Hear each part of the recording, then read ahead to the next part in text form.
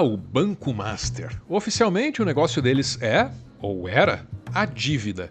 E de fato, a dívida de um homem é a oportunidade de negócio de outro, principalmente numa economia como a brasileira, fortemente baseada em crédito. Acontece que o Master era, ou é, uma fraude. O banco dizia que tinha muito dinheiro para receber no futuro. Só que uma parte disso ou não existia de verdade, ou então valia muito menos do que eles alardeavam por aí. No mercado financeiro, muita gente sabia disso. Mas tudo bem, porque quem sabia, das duas uma, ou estava lucrando com o trambique, ou então não podia fazer muita coisa. O Banco Master só chegou onde chegou, no tamanho que chegou essa fraude que ele fazia, porque existia participação, se não criminosa, mas conivente com o que estava acontecendo por interesses econômicos, né? O Banco Master só conseguiu distribuir 41 bilhões em CDBs, porque ele utilizou o sistema financeiro para isso, né? Ele pagava comissões altas para as plataformas de investimento e distribuía o CDB dele. Então, de alguma forma, alguém foi conivente ou fez vistas grossas, né? Num esquema de pirâmide clássico, é o dinheiro dos novos participantes que é usado para remunerar os antigos, os que entraram antes. Então, se eu te chamo para uma pirâmide, você até pode ganhar um dinheiro fácil, mas só se você conseguir chamar mais alguém para o esquema. E aí esse alguém vai ter que chamar mais alguém e assim por diante. No fim, uma dessas pessoas vai ter que se dar mal, porque sem um otário não há um esquema. Tem que ter um otário. E os golpistas do Banco Master, eles acharam que tinham encontrado uma solução para esse problema ancestral, que já foi enfrentado por trambiqueiros de todas as eras, desde que o mundo é mundo. No lugar do otário, eles queriam colocar o Estado brasileiro e, por extensão, você. Como é que eles iam fazer isso, né? Usando um banco público, o BRB, de Brasília e da camisa do Flamengo. O BRB já foi comprando carteira lá de crédito do Banco Master, injetou quase 5 bi lá dentro, e quando chega na hora de comprar, a desculpa é, não, gente, o Banco Master é ótimo, ele deu lucro de 1 bilhão. É claro que ele deu lucro de 1 bilhão, ele deu lucro de 1 bilhão porque o BRB praticamente entrou de sócio nele já comprou o que interessava. Azulou o balanço do banco.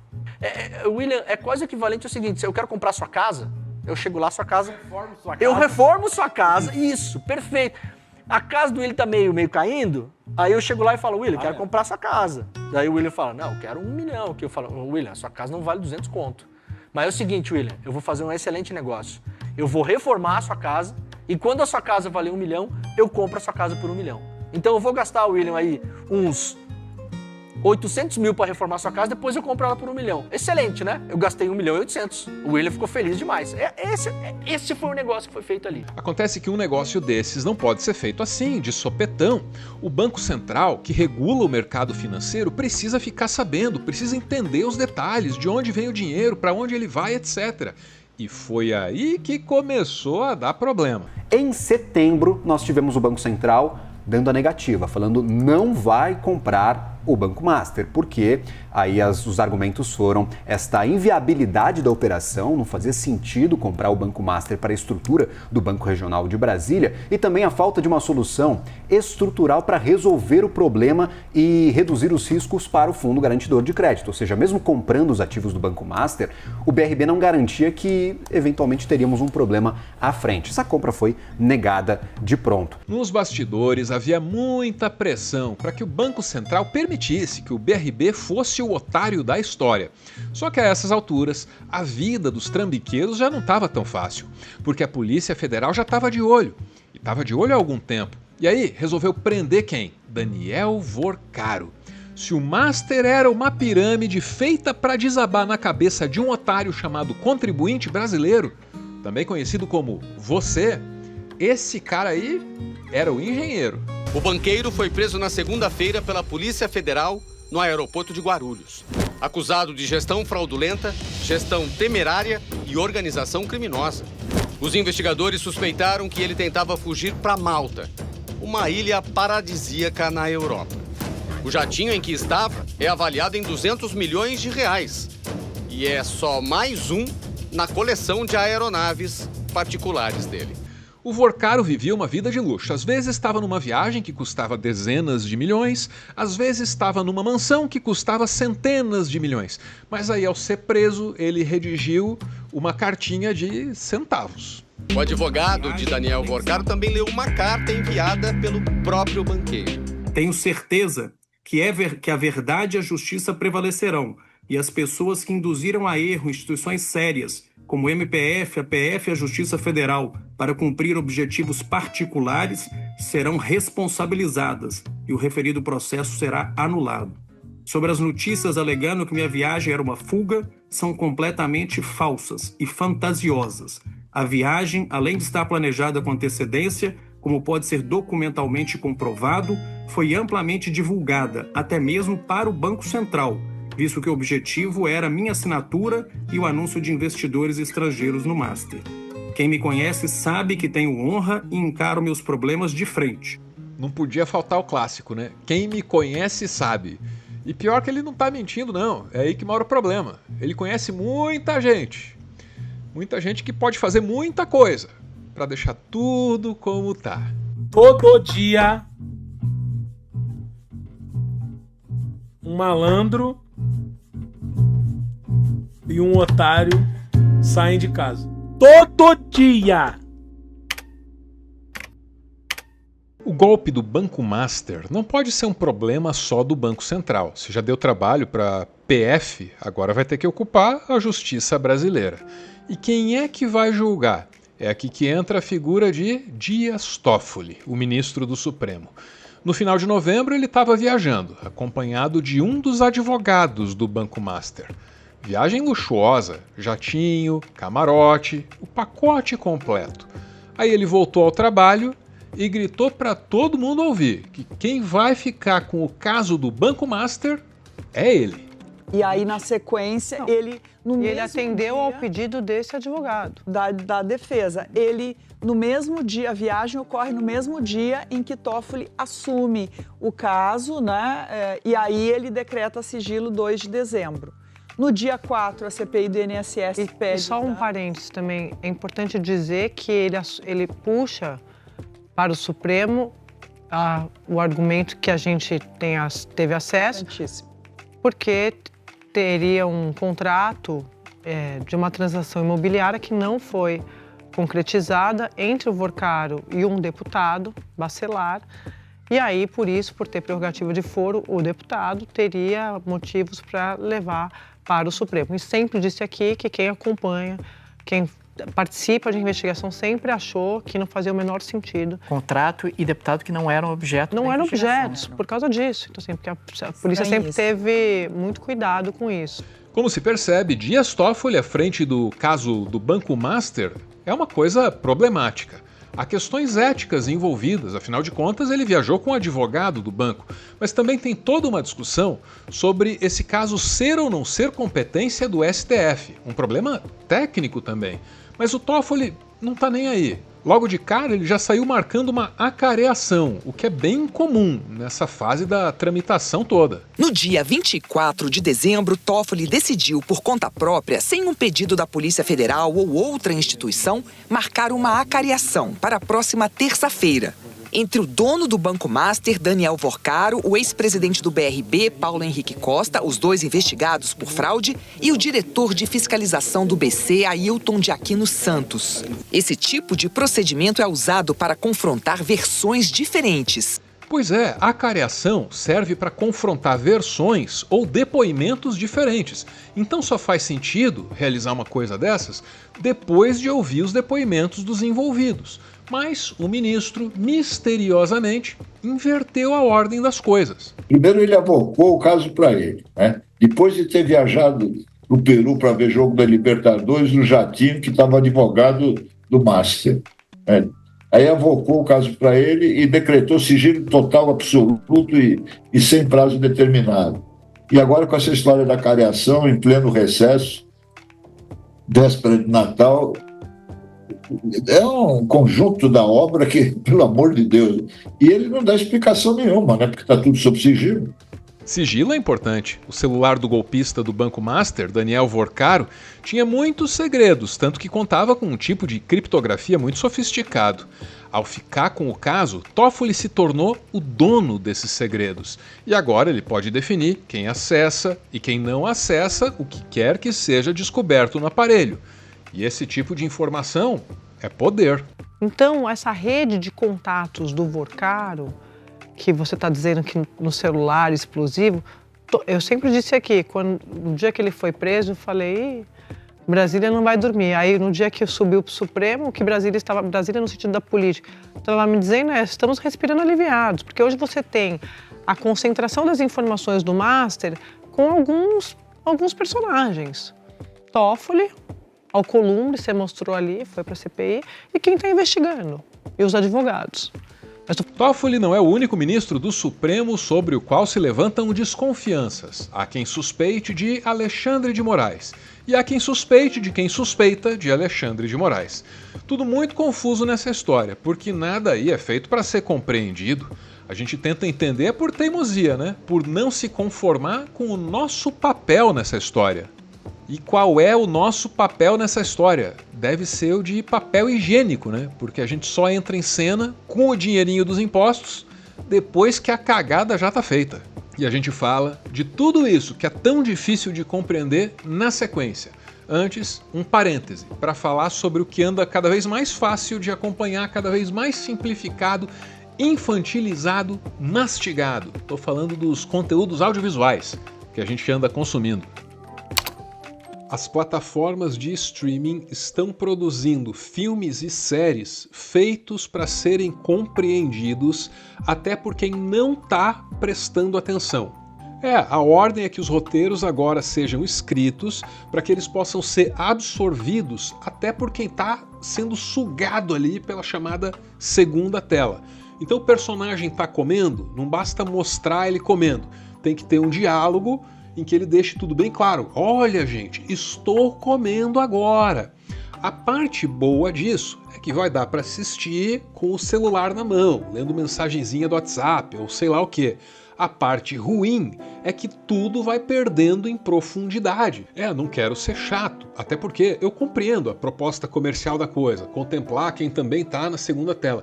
Mas para pensar, um audiovisual produzido a partir dessa diretriz, o espectador não precisa estar prestando atenção. Caramba, isso só pode perder a capacidade de envolver as pessoas emocionalmente, não apenas sensorialmente, sabe como? E eu não estou inventando nada disso, tá? Isso está bem documentado na cobertura da indústria cultural e também é fácil notar essa tendência já nos lançamentos mais recentes aí das plataformas comerciais. Tem como fugir dessa tendência? Tem. Vai de Filmica. A Filmica é uma plataforma de streaming que não está nem aí para tendência nenhuma. O negócio do catálogo deles é priorizar um tipo de cinema que ou educa, ou emociona, ou eleva o espírito. Nesse momento são mais de 550 títulos de mais de 90 países e toda semana tem alguma coisa estreando, em categorias que deixam bem claro ali qual é a proposta dessa plataforma e por quê ela se propõe a ignorar uma tendência como essa que eu comentei logo no início, né?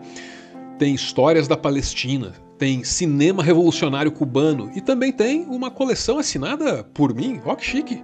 Começando com o documentário O Processo, sobre as desventuras políticas que vivemos em 2016, passando pelo clássico Eles Vivem e outros, que talvez até sejam mencionados aqui nesse canal em algum momento. Você pode assinar a Filmica ou então pode dar de presente para alguém. Uma boa dica, hein? A Filmica estendeu a maior promoção desse ano para esse mês de dezembro. Então, um ano inteirinho de acesso está custando R$ 99,90 no Pix. Para aproveitar essa promoção, é só se cadastrar e escolher o Passe Pix 12 meses. Vai de Filmica, me agradece depois. Se esquecer de agradecer, também não tem problema.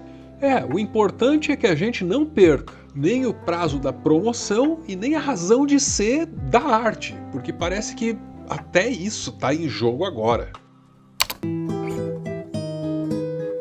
foi o Banco Central que impediu o Estado brasileiro de ser o último otário a entrar na pirâmide do Banco Master. Mas muita gente fez pressão para que, diante dessa pirâmide, o Banco Central fizesse a egípcia. Alexandre de Moraes procurou Galípolo, presidente do Banco Central, para pedir pelo Master junto ao BC. A reportagem é controversa, é polêmica e é da Malu Gaspar. Ela escreve: o ministro do Supremo Tribunal Federal, Alexandre de Moraes, procurou o presidente do Banco Central, Gabriel Galípolo, pelo menos 4 vezes para fazer pressão em favor do Banco Master. Ao menos 3 dos contatos foram feitos por telefone, mas pelo menos uma vez, Moraes se encontrou presencialmente com Galípolo para conversar sobre os problemas do banco de Daniel Vorcaro. Os relatos sobre as conversas foram feitos à equipe do blog por 6 fontes diferentes nas últimas 3 semanas. Uma delas ouviu do próprio ministro sobre o encontro com Galípolo, e as outras 5 souberam dos contatos por integrantes do Banco Central. A reportagem menciona 6 fontes, mas elas não têm nome, o que, é comum, até mais comum do que deveria no jornalismo brasileiro. Normalmente não tem problema, a não ser que surja uma outra reportagem para desmentir a primeira. Eu procurei fontes relacionadas aos 2 personagens primários, Gabriel Galípolo, presidente do Banco Central, e Alexandre de Moraes, ministro do Supremo Tribunal Federal. O que as fontes me disseram, sim, as reuniões aconteceram, mas elas foram centradas no caso Magnitsky. A reunião pessoal mencionada na reportagem da Malu Gaspar, que trouxe esse caso à tona, a colunista do jornal o Globo, essa reunião acontece na esteira da imposição da Magnitsky em 30 de julho. E não foram reuniões das quais participaram, como eu explico na coluna, só os 2, porque havia dúvidas dos próprios bancos que prestavam algum tipo de serviço para Moraes ou o Supremo sobre como agir. Pairam dúvidas sobre esse diálogo, e também é falso que Moraes e a esposa dele tenham brindado depois que o escritório de advocacia dela, a esposa Viviane, conseguiu um contrato milionário para defender o Banco Master. O brinde pode ser falso, né? Mas o contrato existiu. Bom, vamos à notícia. O contrato do Banco Master com o escritório de advocacia de Viviane Barsi de Moraes, que é mulher do ministro Alexandre de Moraes, previa um pagamento de R$3.600.000 por mês durante 3 anos, o que dá mais ou menos R$129 milhões. Essas informações foram reveladas pela colunista Malu Gaspar no jornal O Globo de hoje. O documento com essa informação teria sido encontrado no celular de Daniel Vorcaro, dono do banco. O aparelho foi apreendido pela Polícia Federal durante a operação que prendeu Vorcaro em novembro. O que seria apenas uma impertinência se torna objeto de suspeição quando se sabe que a advogada Viviane Barsi, a mulher do Alexandre de Moraes, tinha celebrado com o master do banqueiro Daniel Vorcaro um contrato de R$129 milhões, com remuneração mensal de 3,6 bilhões durante 3 anos. Então, se a doutora Viviane não fosse mulher do Alexandre de Moraes, e se o seu marido tivesse que analisar esse caso com os rigores que ele aplica a todos os casos que analisa como magistrado, a Polícia Federal já teria sido acionada. Esse caso requer uma investigação. Se a polícia não fizer, uma CPI no Senado fará. Nesse ponto, quem quiser enxergar as coisas como elas são, tem o desafio de saber triar a informação da desinformação. Mas isso é o de sempre, né? É que dessa vez tem uma dificuldade adicional. Aquela dificuldade que aparece quando a gente começa a pensar que escândalo interessa a quem. Será que a esquerda deve ceder às suspeições contra o Alexandre de Moraes, mesmo quando ela entende que essas suspeições só são úteis aos golpistas que ele ajudou a enjaular? Uma situação deveras complexa. Tão complexa que aproxima os posicionamentos de um Josias ao de um Jones Manuel. Eu não acho que é nosso papel, enquanto esquerda, defender o Alexandre de Moraes, porque, reforço, gente, o contrato da esposa dele pode não ser ilegal, mas é inexplicável, é imoral. E isso parte por uma relação de lobby, né, de estruturas de poder que é muito comum em Brasília. Ele fala de estruturas de poder, alianças seladas entre quem tem autoridade dentro do Estado e quem tem interesses diante desse mesmo Estado. Só que estrutura de poder é como define o comunista. O golpista mesmo chama isso por outro nome: networking. Grandes oportunidades no nosso país, mas é um desafio que você apanha todo dia. E aí tem a questão do networking, que eu acho que é uma coisa bem relevante quando você quer fazer algum tipo de empreendimento, de como que você pode criar conexões que favoreçam o seu negócio. Para operar direitinho, com muito conforto, essa estrutura de poder ou esse networking, o golpista do Banco Master mantinha uma mansão em Brasília, sempre pronta para dar uma festa. Eu não chamaria isso de networking. Eu chamaria isso de formação de quadrilha. Mas eu não chamo, né? Eu disse que chamaria. Eu chamaria isso de formação de quadrilha, mas só se eu pudesse ter um ministro do Supremo se comportando como se fosse o meu advogado. Ponto final em mais um textão. Considerações finais, que sejam as suas. Considere se inscrever nesse canal. Ou então, se já conhece aqui mais ou menos como funciona, quer se aproximar ainda mais, considere apoiar o nosso trabalho e fazer parte do nosso grupo de membros. Eles mandam áudios lá no Telegram e assim nasce o PS, também chamado de Finalzinho. Sabe, Álvaro, que quem trabalha no mercado financeiro no Brasil sabe que a melhor coisa que existe é um banco bem administrado. A segunda melhor coisa que existe é um banco mais ou menos administrado.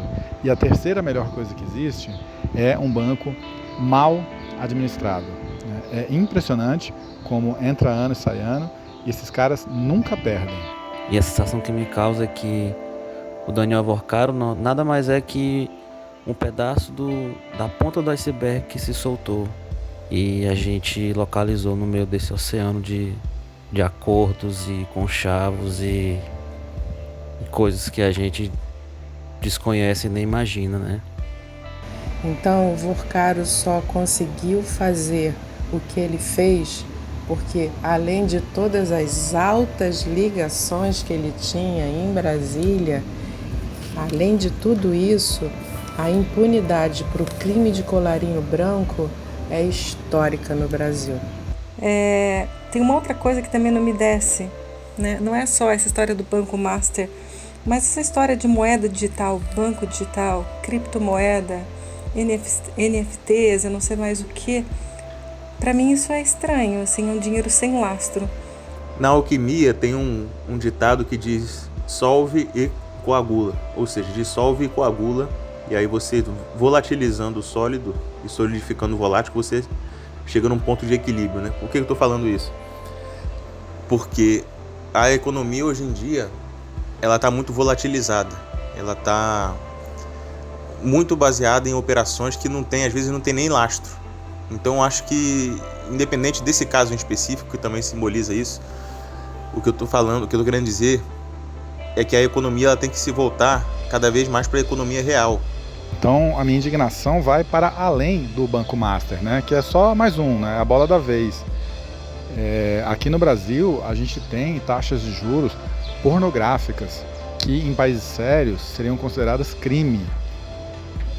Aqui nós temos um monopólio, um cartel horroroso, também não sei qual é a finalidade disso. Final, finalzinho e finalzinho. Se você viu até aqui, cogite interagir de alguma forma. Veja, por exemplo, se você já estava inscrito nesse canal, se o YouTube não derrubou a sua inscrição. De quando em quando ele faz isso, viu? O safado. Muito obrigado por ficar comigo até aqui. Um beijo e, como sempre, valeu!